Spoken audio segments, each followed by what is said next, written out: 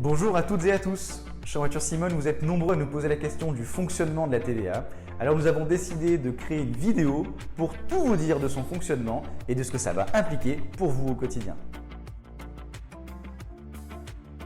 Alors en tant que micro-entrepreneur, vous pouvez choisir de collecter la TVA dès le début de votre activité. Autrement, vous y serez assujetti dans deux cas de figure. Le premier, si vous dépassez 34 400 € de chiffre d'affaires annuel, ce qui est le plafond de franchise de TVA, sans dépasser le seuil de tolérance qui est fixé à 36 600 € par an.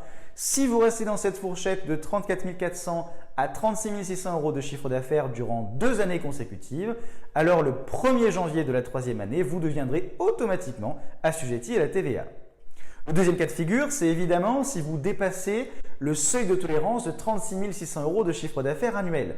Dans ce cas, vous deviendrez automatiquement assujetti à la TVA dès le premier jour du mois de dépassement. Notez que pour les leçons de conduite, en tant que micro-entrepreneur, le taux de TVA est de 20%. Et qu'à partir du moment où vous commencez à collecter la TVA, alors vous la collecterez pour toute la durée de vie de votre micro-entreprise. Ça ne repart pas à zéro chaque année.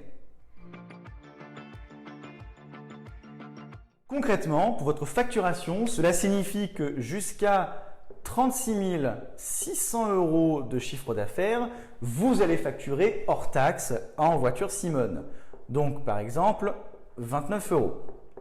Et à partir du moment où vous allez dépasser ce seuil de tolérance de 36 600 €, vous allez devenir assujetti à la TVA. Vous allez donc facturer toute taxe comprise en voiture Simone, ce qui comprend évidemment les 29 € hors taxe, à quoi nous ajoutons la TVA qui est de 20%, ce qui donne dans cet exemple 34,80 € facturés en voiture Simone.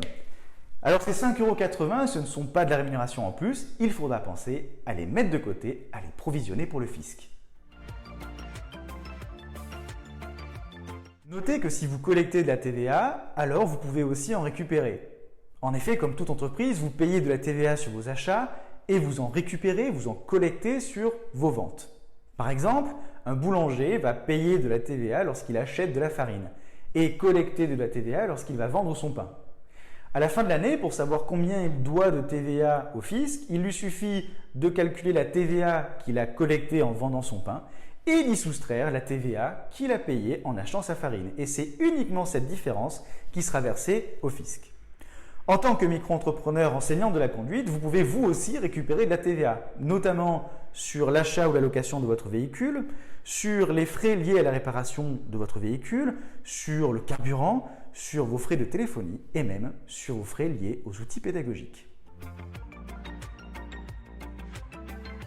J'espère que cette vidéo vous aura été utile. Vous retrouverez l'ensemble de ces informations sur nos articles dédiés à la TVA sur notre site internet. Et si besoin, sentez-vous libre de contacter notre équipe pour toute question sur ce sujet. Je vous dis à très bientôt et bonne route avec Voiture Simone.